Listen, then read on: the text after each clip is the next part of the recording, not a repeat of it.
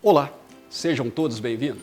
Meu nome é Arlen Ferreira, sou professor de Geografia e hoje estaremos juntos em mais uma aula de Geografia. Só lembrando a vocês que essa aula está destinada a alunos do 6º e 7º anos do Fundamental 2. Também alunos de educação de jovens e adultos, alunos do 1º, 2º, 3º e 4º período do 2º segmento. Hoje uma aula muito legal, muito especial, porque nós vamos tratar exclusivamente do processo de industrialização do território brasileiro, subsequente à urbanização e o novo espaço rural, o novo espaço do campo. Vamos tratar o antagonismo entre essas duas tipologias. Vamos lá? Bom, a primeira questão, quando a gente se fala na questão de industrialização do território brasileiro, é contar um pouquinho dessa história para o nosso aluno entender. Só fazendo uma reflexão rápida e uma retrospectiva, é lembrar que essas aulas são destinadas a alunos dos 6º e 7º anos. Portanto, o nosso material é selecionado para buscar o cognitivo interpretativo da idade coerente aos alunos dos 6º e 7º anos, tá bom? A primeira questão em relação a isso é dizer o seguinte: quando a gente fala sobre a questão do processo de industrialização do território brasileiro, é importante dizer o seguinte, que até meados do século XIX, não havia, na realidade, uma indústria representativa no território brasileiro. Ou seja, o nosso processo industrial do território, as nossas glebas, a estrutura econômica do território brasileiro era totalmente compartimentada. O que isso significa? Significava que naquele momento não havia uma indústria, não havia um mercado sólido. Havia então fragmentos, ilhas dentro do próprio território. Só a partir de meados do século XIX, com a inserção do café, do ciclo do café, daquilo que nós chamamos de ouro verde, então começou economicamente o Brasil a ter uma representatividade maior, sobretudo no cenário mundial. Por que isso aconteceu? Porque o café foi trazido para o território brasileiro e quando o café se depara com um clima tropical quente, com terras maravilhosas, esse café, na realidade, ele se forma de maneira exuberante. E o Brasil, então, passa a ser o maior exportador de café mundial e fornecer café para vários países do mundo, sobretudo para os Estados Unidos. Só uma curiosidade sobre isso, você sabe de onde veio o café? Não se preocupe, eu te falo agora. O café veio da Etiópia. Da Etiópia, daquele paísinho lá do nordeste da África. Por que nome café? Porque veio da região de Cafas. Por isso, o café. Só pra gente, já tomou aquele cafezinho gostoso de manhã? Lembra que aquele café africano veio da Etiópia. Dando sequência ao processo de industrialização, nós vamos começar então a entender que o café ele vai de praticamente 1850 até 1929, na crise do café, na realidade na queda da Bolsa de Nova York, de Wall Street. Tá certo? O que isso representou? Representou então que naquele momento a nossa economia desabou. Mas repare que na crise, todos os países e todas as civilizações tendem a criar um novo mecanismo, um novo modelo. Quando então a crise do café veio, foi necessário que houvesse então a substituição daquilo que nós chamamos de ciclo do café, da monocultura, com um processo de industrialização. O Brasil se viu, naquele momento, obrigado a mudar, então, a sua tendência econômica. Aí, então, começou, então, o Brasil a investir no processo de industrialização. Agora, preste atenção num detalhe muito interessante. Naquele momento, o Brasil, basicamente, importava não só alimento em si, mas importava o processo tecnológico, que não era muito naquele momento, de outros países. Mas imagine, com a Primeira Guerra Mundial, com a Segunda Guerra Mundial, esse processo industrial europeu ficou basicamente escasso, servindo basicamente a Europa. O Brasil se viu ainda mais com a necessidade extrema de investir fortemente na indústria brasileira. Consegue compreender? Vamos dar andamento aqui. Bom, uma questão interessante é quando nós falamos na questão industrial brasileira, deixou para nós rastros de 3 bases estruturais. A primeira é muito interessante, repare, a indústria tardia. Quando a gente fala na questão da indústria tardia, quando a gente fala na questão do processo de industrialização do território brasileiro, é preciso ter em mente que o Brasil ficou 200 anos atrasado quando nós nos remetemos à primeira grande revolução industrial, que começa lá na Inglaterra, na cidade de Oxford. Lembra desse detalhe? Lembra quando o seu professor trabalhou sobre a questão do processo de industrialização da primeira revolução industrial? A máquina a vapor, inventada por James Watt, lembra disso? Então, o Brasil começou o seu processo de industrialização 200 anos depois. Isso significa que nós, historicamente, temos um atraso tecnológico tremendo. Evidentemente que esse processo de globalização, que esse processo de industrialização, não é? Com essa cibernética, com a robótica, com esse modelo de intercomunicação online sistemática, é claro que nós conseguimos, de certa maneira, estreitar esses laços. Mas o Brasil tem, historicamente, um processo de atraso de no mínimo 200 anos vinculado à primeira revolução industrial. Tá certo?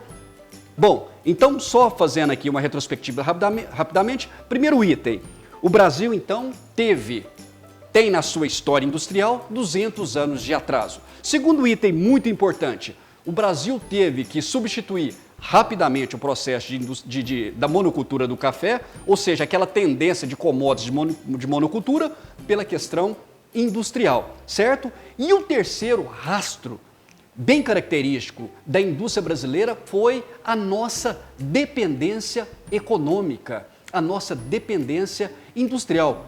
Professor, me explica isso, mas o Brasil não é um país tecnologicamente autossustentável?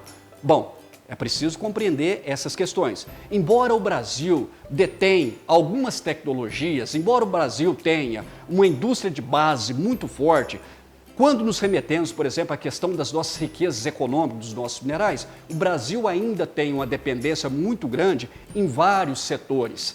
Vou explicar isso melhor. Tem um item aqui muito interessante, que é quando a gente nos remete a um presidente chamado Juscelino Kubitschek. O que aconteceu com Juscelino Kubitschek? Vamos entender um pouquinho. Ele presidiou o Brasil de 1956 a 1960. Juscelino Kubitschek, esse mesmo, aquele da inauguração de Brasília, aquele que fez Brasília acontecer. A capital do Brasil naquele momento era Rio de Janeiro. Juscelino Kubitschek então transferiu para Brasília, para o Planalto Central, para o centro do Brasil, lá no estado de Goiás, tá certo? Mas o que aconteceu com Juscelino Kubitschek? Olha, naquele momento, Juscelino Kubitschek criou um programa muito interessante chamado 50 anos em 5 anos. Imagine o seguinte, o Brasil havia uma decadência muito grande no processo de industrialização e ele, como um presidente futurístico que pensava além, fez então um programa conhecido como 50 anos em 5 anos, tá certo? Mas é preciso entender que programa era esse. Era aditivar a nossa indústria, era criar modelos industriais, era criar polos industriais, criar emprego, geração de emprego, interligar o Brasil, uma série de questões dentro do programa de Juscelino Kubitschek. Evidentemente que nós não vamos falar especificamente de todo esse programa, vamos citar alguns exemplos para dar sustentabilidade à questão da industrialização. Mas o que aconteceu com Juscelino Kubitschek? Ele começa então a fazer acordos com as multinacionais, com empresas estrangeiras. Que empresas eram essas? Por exemplo, empresa automobilística. Ele abriu o mercado brasileiro e essas empresas então adentraram o território brasileiro. Ou seja, se fixaram aqui. Na realidade, o Brasil então começou a importar mão de obra. Ele fez errado. Fez errado nesse momento e é preciso ter esse senso crítico. Por que isso foi errado? Por que isso não foi uma boa sacada por conta de Juscelino Kubitschek? Porque o Brasil então ficou dependente da tecnologia estrangeira. Na realidade, era necessário que essas multinacionais viessem para o Brasil, mas era necessário também que nós investíssemos maciçamente num processo de formação tecnológica, sobretudo especialização da mão de obra, para o Brasil, então, criar a sua tecnologia e não mais depender de tecnologia estrangeira. Porque, imagine, nós temos, no Brasil, praticamente você tem toda a tecnologia que existe no mundo, mas nós somos dependentes dessa tecnologia. Essa tecnologia é uma tecnologia importada. E o que faz com que o Brasil fique, na realidade, na condição de colônia, ou seja, na condição de um país dependente. E aí nós temos o capital de fuga. Vou te dar um exemplo muito simples. A Coca-Cola evidentemente, é um tipo de refrigerante norte-americano, produzido nos Estados Unidos. Claro, com as multinacionais, tá certo? Nós bebemos a Coca-Cola. O dinheiro, o capital bruto, vai embora para os Estados Unidos, evidentemente, porque a matriz é norte-americana. E daí acontece com a Nike, daí acontece com a Puma. Subsequente, é isso que eu quero que vocês entendam. Nós ficamos dependentes da tecnologia do exterior, da tecnologia estrangeira. Eu fiz até uma brincadeira com meus alunos há um tempo atrás, pedi para que todos trouxessem uma embalagem de produto que você compra no supermercado. E eles ficaram impressionados, porque mais de 90% dos produtos que nós utilizamos no nosso dia a dia é produto estrangeiro, tá certo? Quando a gente pega, por exemplo, a marca Danone, a marca de iogurte, tá certo? É uma marca suíça, mas ela está tão incorporada no nosso linguajar que nós achamos que é uma marca brasileira, tá certo? Então vamos dar sequência aqui para a gente começar, então, compreender esse processo. Bom, nós falamos um pouquinho da questão industrial do território brasileiro. É claro que nós vamos dar sequência a esse processo nas aulas subsequentes, evidentemente que é uma etapa do entendimento do processo de industrialização do território brasileiro. E essa industrialização também está vinculado ao campo. E aí nós vamos compreender um pouquinho do antagonismo entre rural e agrário. Então vamos aqui no slide. Olha, a concepção do espaço rural, na realidade, foi uma concepção defasada. Quando nós ouvíamos falar do espaço rural, nós ouvíamos falar, automaticamente vinha em nossas mentes o caboclo, o homem do campo, aquele homem matuto, aquele homem da enxada. Hoje, evidentemente, com a questão do êxodo rural, com a Revolução Verde, o campo mudou totalmente de prospecto. Hoje, o processo de industrialização, hoje a tecnologia também está dentro do campo, que nós chamamos de agrário, tá certo? E aí eu coloquei aqui, muito interessante, que 4 imagens, né, agrárias e rurais, né? Por que eu fiz isso? Porque, embora há uma semelhança entre rural e agrária, mas na sua gênese, na sua tipologia, há uma diferença comercial. Quando nós nos relacionamos à questão do campo, nós estamos falando exclusivamente de um lugar na roça, de montanhas, de rios. O campo nos dá a ideia daquela casa, daquela fazenda, daquele sítio que você gosta de ir. Essa é uma ideia, um prospecto ideal, tá certo? Mas quando nós falamos na questão agrária, imagine que nós pensamos o quê? É um lugar agrário, ou seja, ele está havendo um processo de plantio industrializado, o agrobusiness, o agronegócio, tá certo? Então, quando nós nos remetemos ao campo, aquela ideia de roça, de fazenda, né? E quando nós nos remetemos ao agrário, aquela ideia de produção, de produção intensiva, tá certo? De produção, por exemplo, no plantio de soja, no plantio de cana e dentre outros elementos que podemos inserir aí na questão agrária, tá certo? Uma questão muito interessante é quando nós nos remetemos com a questão da modernização do campo. E aí, só para pegar o gancho, para não ficar para trás, hoje há uma inserção muito grande também, quando nós falamos no processo de urbanização, cidade e campo. Se nós pegássemos, por exemplo, há 30 anos atrás, havia um ciclo, uma ilha, a cidade era praticamente uma ilha, ou seja, havia uma distinção entre campo e cidade. Hoje, com a nova tendência mundial, nós já conseguimos perceber que uma parte da cidade está dentro do campo e uma parte do campo está dentro da cidade. Vamos, um exemplo muito simples, um hotel fazenda, tá certo? Um hotel de chalé, e daí os isotos, e daí por diante, né? E o campo também dentro da cidade, você tem um condomínio de chácaras, só para dizer para vocês que há também uma intercomunicação muito grande, diferente com o que havia lá atrás, tá certo? Agora, quando a gente fala em relação a tudo isso, é preciso colocar o nosso aluno para pensar. Quando a gente fala nessa questão de industrialização, da produção de alimentos, daí por diante, isso melhorou o mundo. O mundo hoje passa menos fome. Como que está a África? Tirou a África da fome? Como está a Ásia como um todo? Como que está o Brasil? O Brasil, na sua dimensão, é homogêneo? Evidentemente que não. Evidentemente que a África vive ainda de maneira mais intensiva aqueles problemas da década de 80. Por quê? Porque, na realidade, a globalização, a intensificação da produção de alimentos, ela foi feita exclusivamente para atender o capitalismo. Ela não foi feita, evidentemente, para atender a desigualdade social. É isso que eu quero que vocês entendam, que comecem então a pensar e determinar entre uma coisa e outra e trafegar nos campos, sobretudo da ética. E é preciso que o nosso aluno interprete isso e seja crítico nesse ponto de vista, tá certo? Quando nós falamos a questão do campo, vamos sintonizar ou citar só alguns aspectos aqui. Com a expansão, com o espaço rural, o que aconteceu na realidade? Primeiro, o êxodo rural, não é? Quando a tecnologia, quando os insumos, suplemento agrícola entra no campo, há o êxodo rural.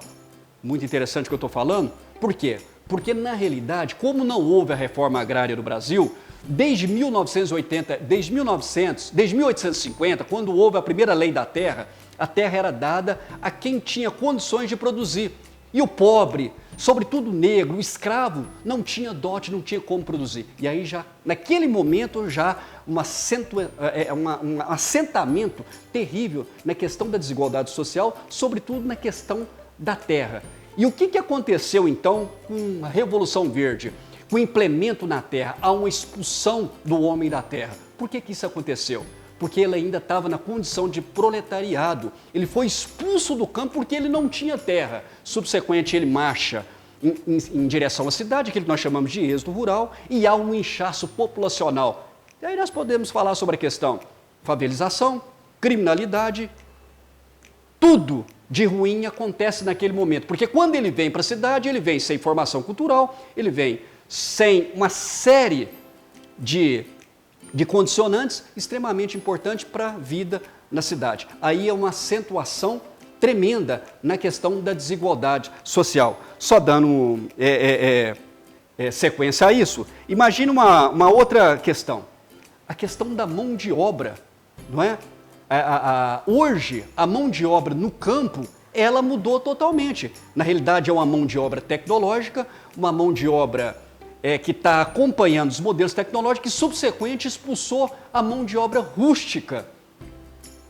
Uma fazenda que tinha, por exemplo, 100 funcionários, hoje trabalha com um funcionário operando um centro de comando, uma estação total. Consegue compreender isso? Na realidade, aquilo que nós chamamos de urbanização, de tecnologia, criou um blackout tremendo. Porque esse modelo tecnológico de desenvolvimento, ele é exclusivamente para atender os grandes centros, os grandes conglomerados, não é? Então, na realidade, em momento algum, pelo menos na minha história como professor, eu vi algum modelo sendo criado exclusivamente para atender, para desenvolver, para criar oportunidade, para criar condições na vida do proletariado, na vida do homem do campo, do homem da cidade, para diminuir a desigualdade social, tá certo? Olha, além das consequências citadas da modernização do campo, o problema da fome, que foi a questão que eu comentei com vocês, né? Quer dizer, se você pegar no prospecto mundial, a fome aumentou e daí por diante, tá certo? Fazendo uma revisão aqui rapidamente, então hoje nós falamos de quê? Exclusivamente da industrialização da cidade, subsequente falamos da urbanização e do novo espaço rural, do antagonismo entre rural e campo, tá certo? Espero que vocês tenham gostado. Até a próxima aula. Valeu!